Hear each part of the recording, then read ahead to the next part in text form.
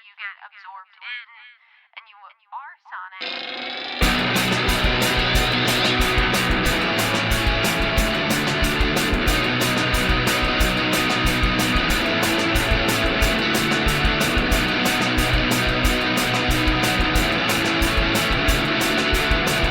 What's up, everybody? I'm Taylor Olmstead, and I want to welcome you back to No Repeat, a podcast where we pick 3 songs every week with no repeats and no do-overs to create a perfect playlist for every occasion life throws at you. Joining me are my co-hosts, Tyler Reed.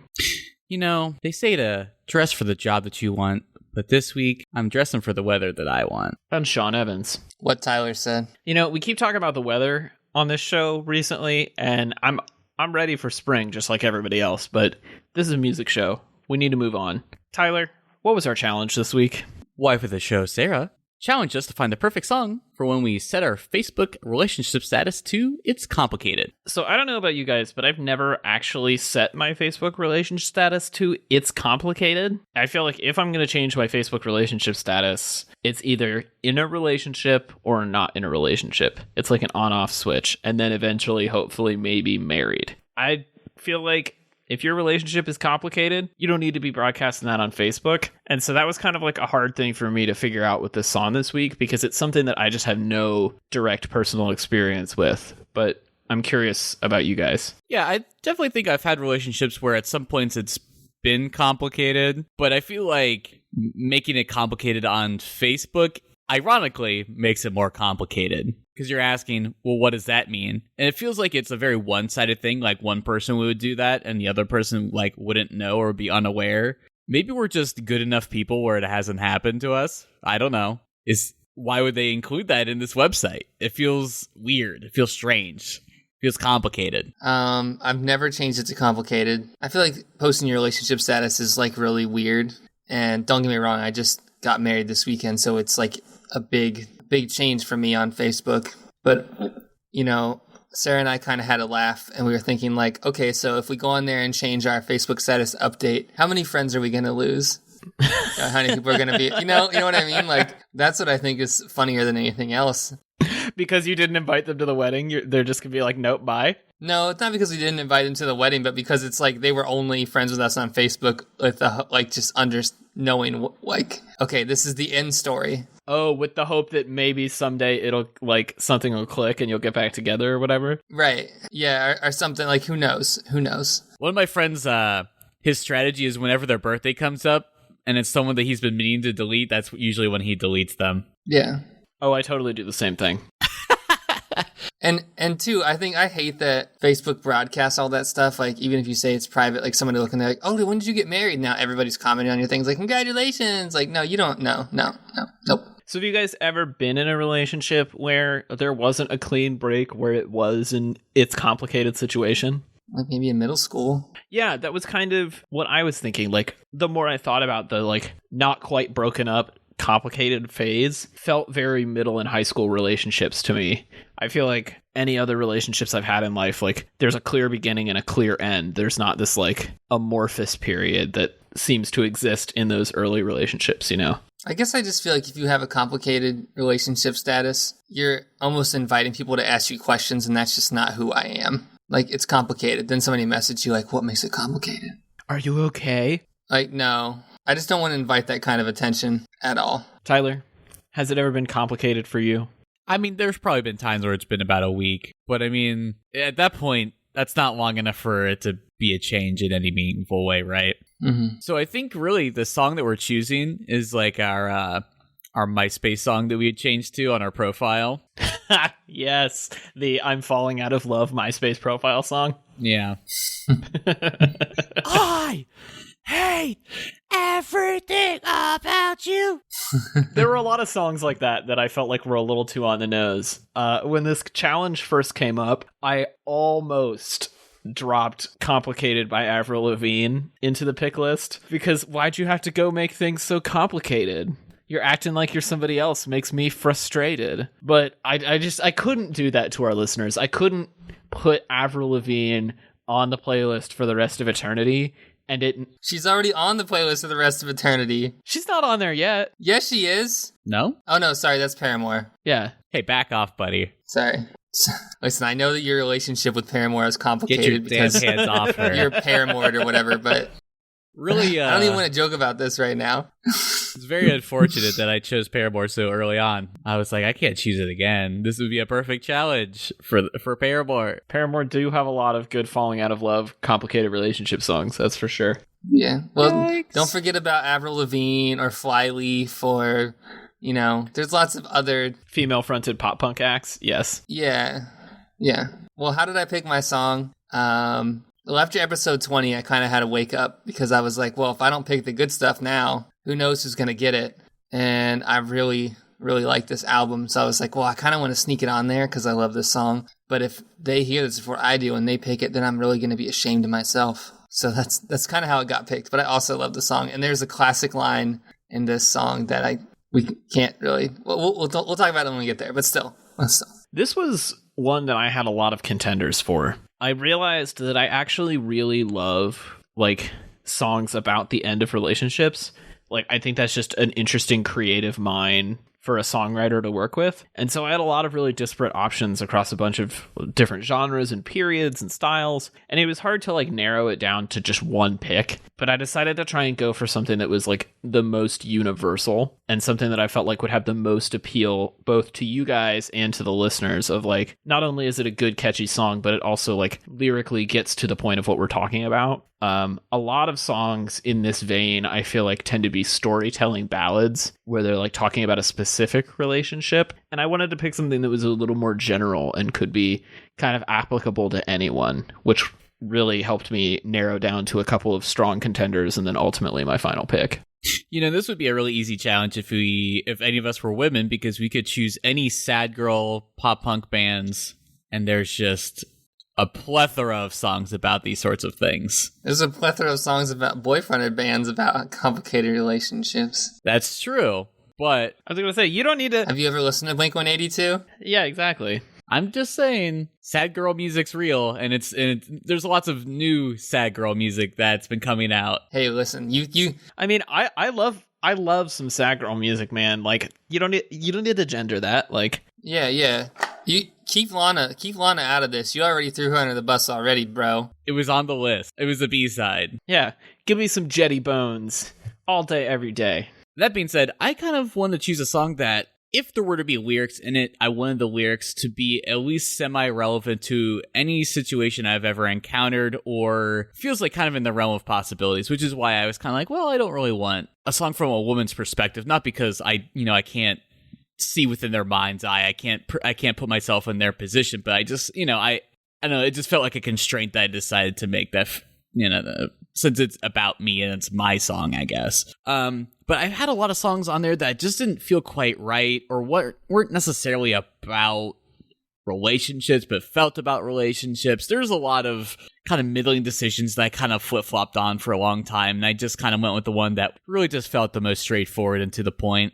Because really, I think when you said that it's complicated, you're not having a great time. It's not a great situation to be in, because it's probably you're on either one side or the other of something starting or something breaking up. So it's this one kind of hits the nail on the head the most. I think that's true of all of our picks this week. It seems like we were all kind of just hitting the challenge as squarely as possible, put the square peg in the square hole. It was a very specific challenge, and we all just kind of went straight for not the easiest possible answer, because that would have been complicated by Avril Lavigne, but basically the next easiest answer. And I think that's okay.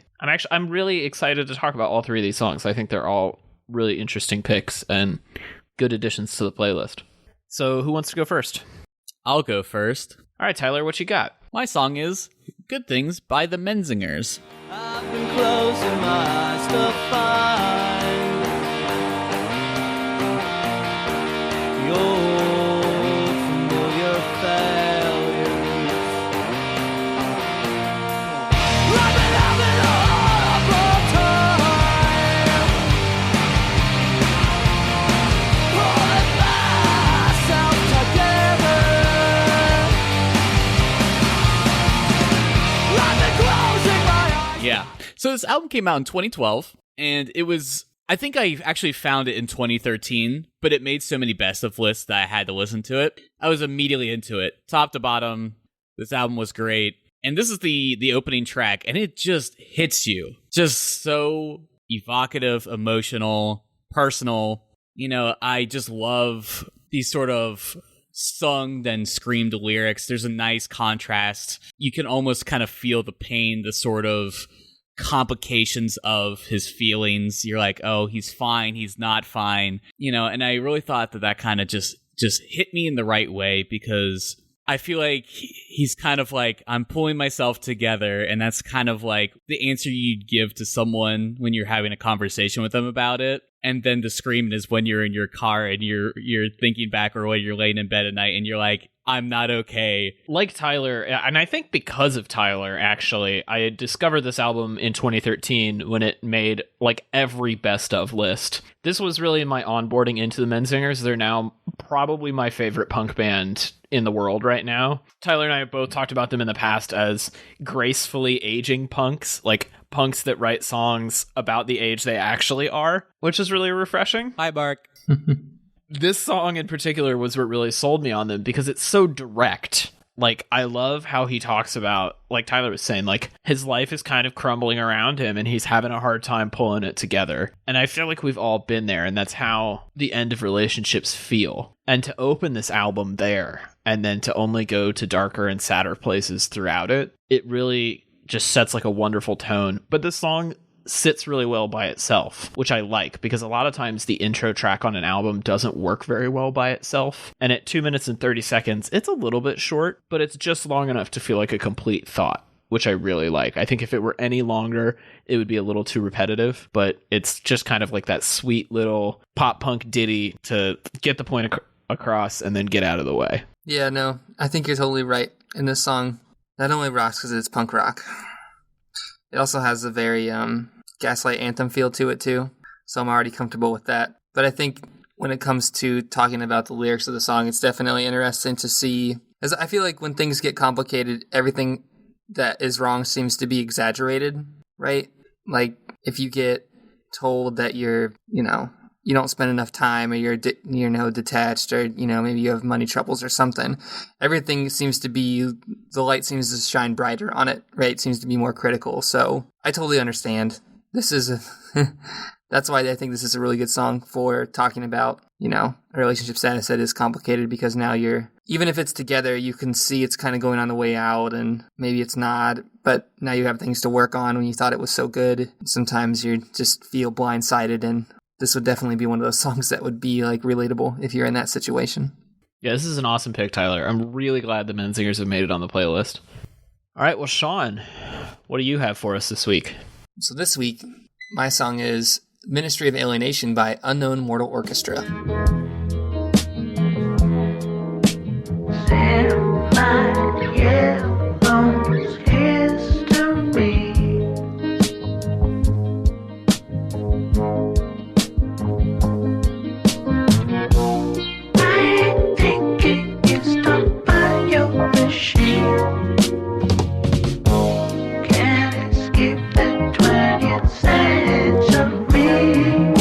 I remember when these guys first came out back in 2009 or 10, probably, their first album. I'm not saying that was like hip to them or whatever, but they've always had like a really interesting modulated sound the whole time. So when I heard this new album come out last May, I was like super excited, because I feel like it's been a while since I've been listening to them, and I like all the modulation that he has on his guitar. It's just a beautiful song to listen to. And I didn't really get it at first because it just has a catchy melody to it. But when you look at the lyrics, and there really is not that many, and you talk about this fictitious ministry of alienation that one would resign from, when I say that it might be complicated, maybe it's like coming out of it being less complicated, right? Like kind of a little bit in a more positive light. So that's kind of why I like this song, because I feel like it's not so like something's coming to an end, but more so it's complicated because something might be beginning, right? And I feel like those are always a little bit more self-reaffirming times for it's complicated.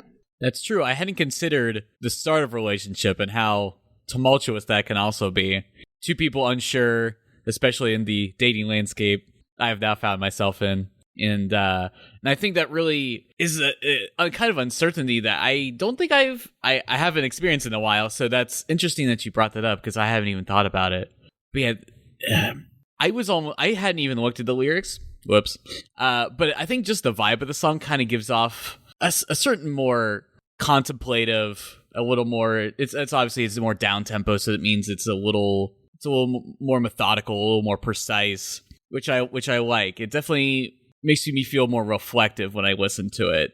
Oh, I hit the part with the saxophone solo, which is delicious.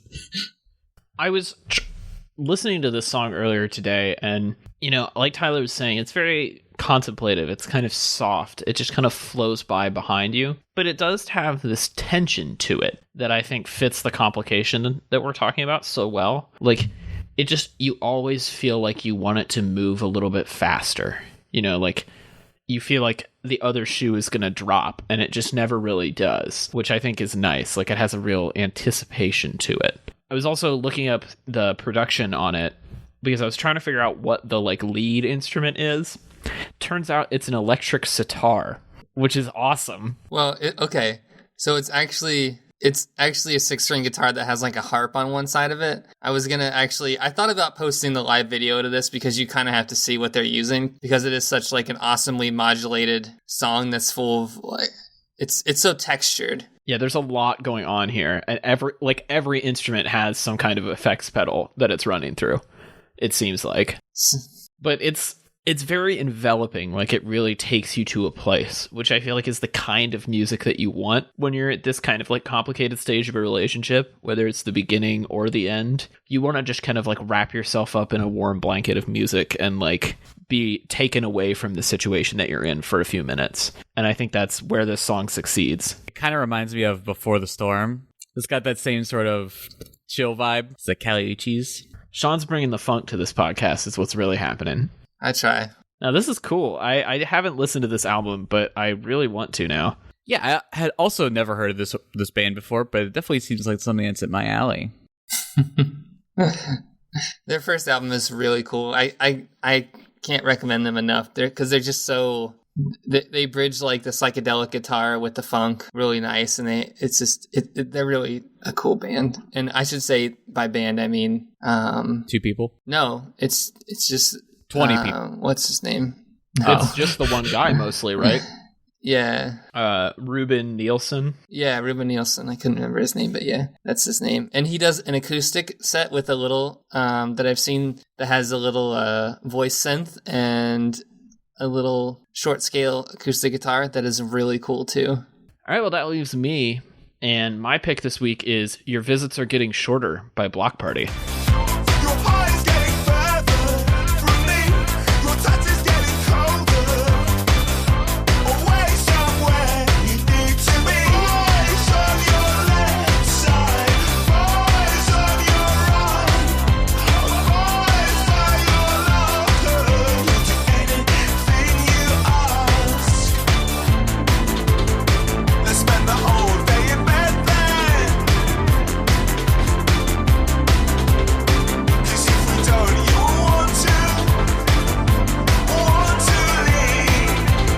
So Your Visits Are Getting Shorter is the last track off of Block Party's third album, Intimacy. Intimacy is a really cool record because it's probably the most personal songwriting in Block Party's discography, which is saying a lot because a lot of Kelly Okerke's lyrics are very heartbreakingly personal.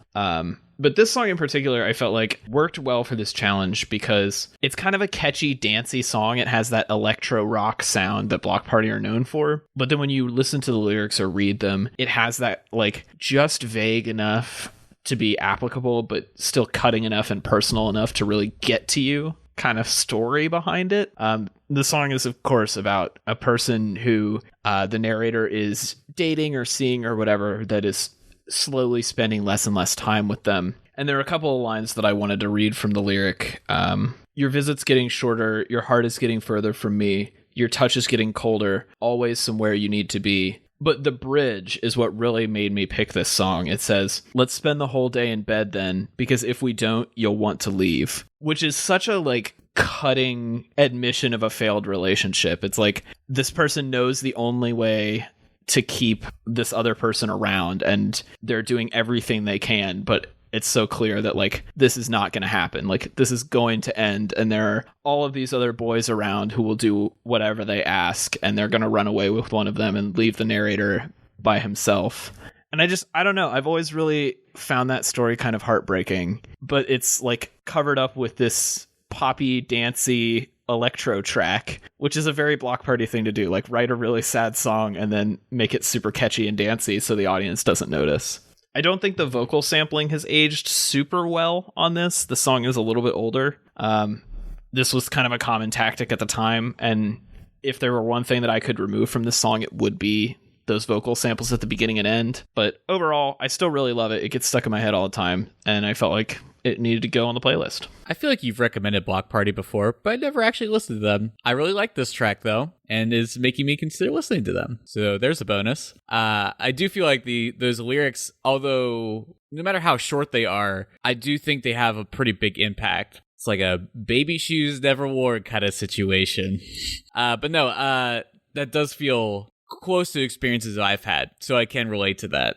And I can appreciate that you decided to pick a song that was sort of up-tempo, sort of dancey, although it's about very sad things. It's the ska tactic. Yeah, cover up your heartbreak with horns. Uh-huh. Toot toot.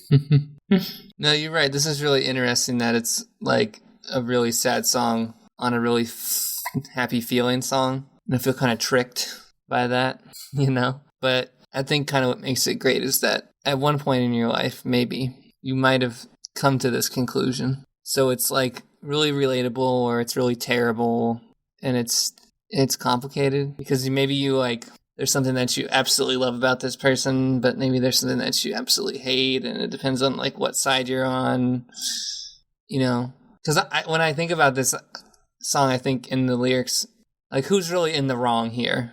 Yeah, that is a good point. Is it worse that one person is kind of leading the other person on, or that the person being led on like knows it's happening and is trying to manipulate it for as much time as they can get out of it? Right. Like this is definitely not a healthy relationship on either side.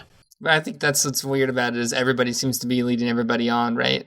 So if you see the writing on the wall but you don't stop, you're guilty. But if you're, but if you only show up when you under the pretense that something is going to happen, you're not much better. Well, and maybe you might be better actually, because I mean, at least you're not going under false pretenses that you're like, systematically luring somebody there for your emotional benefit. I don't know. But this is really complicated. It is, yeah. And that's why I like it. It has a little bit of mystery to it. It's like, I don't really know who I should be rooting for here. Yeah. But then it ties it home and puts the little bow on it with that, like, I guess you could call it the post-chorus about the boys, like, boys on your left side, boys on your right. Like, that's the part that gets stuck in my head for weeks on end. And I'm just, like, constantly repeating those lines. I don't know. It's a catchy song. And now it's time for notable B-sides, and these were the songs that were so close to being relationship status in a relationship, but are sadly in a more complicated single place. Does anybody have some complicated B-sides? I was so close, you guys. I almost broke the seal. I almost picked a Smiths song. Uh-oh. This would have been a good one, though. Yeah, I had a bunch of Smiths songs, but the one I really wanted to do was Please, Please, Please Let Me Get What I Want. Oh, dang it. This would have been a good time for The Cure, wouldn't it? I also had Friday I'm in Love by The Cure. Oh, dang it. Oh, I messed up so bad. Yeah, you could have picked any Cure or Smith song. Oh, man. But those were the two that I had on my B-sides list. Also, another band that we could have easily picked, Brothers on a Hotel Bed by Death Cab for Cutie. Mm-hmm. Legit Tattoo Gun by the Front Bottoms. A very complicated band. And then I really struggled with this one. This was actually the closest contender. Kylie from Connecticut by Ben Folds, which is a song about a woman who discovers her husband is having an affair with a woman named Kylie from Connecticut. But it felt too specific. Like Ben Folds does this thing where he tries really hard not to write songs using I and you pronouns. He tries to like create characters, which makes the songs more affecting, I think, but it's harder to relate to them like on first listen. And so that's why I didn't pick it. Interesting. See, all of my picks came down to two bands. First, Tame Impala. Second, Always, because every song by Always is always about complicated relationships, and I think that they've made me a bigger person. But I already picked an Always song. There are lots more, but, in the spirit of the show, I can't really pick them again. At least not for a while. That's okay. Yeah, still, I love you always. You guys are the best. You'll be back again soon. Great band. The feels. Next season. So I had a pretty good selection, I would say. I think I did pretty good this week, and it was really tough. My B-sides are Sad Machine by Porter Robinson, Hold Me Down by Motion City Soundtrack, Some Things Never Change by The Forecast, Boyish by Japanese Breakfast, Sports by Beach Bunny, Claire de Lune, the classical song, and then Geyser by Mitski. If people want to jam with you on their Mexican guitars, where can they do that? Hey everybody, you can find my design illustration work at rudepets.club, and you can find me on the socials as Rude Pets Club on Instagram and Twitter. Sean, if people need referrals for a job at the Ministry of Alienation, where can they contact you about that? Well, good news, there's an opening there, because I just resigned. But if you want some inside info, you can find me on Twitter and Instagram at TellySean. And if you want to learn more about Block Party or just 2000s synth rock from the UK in general, you can tweet at me at TC Olmstead. If you like what we do here on the show, we would love it if you could leave us a review on Apple Podcasts or Google Podcasts. Haven't gotten any new reviews in a while, so we could use a couple of those. And we'll be back next week with 3 more songs on another episode of No Repeat.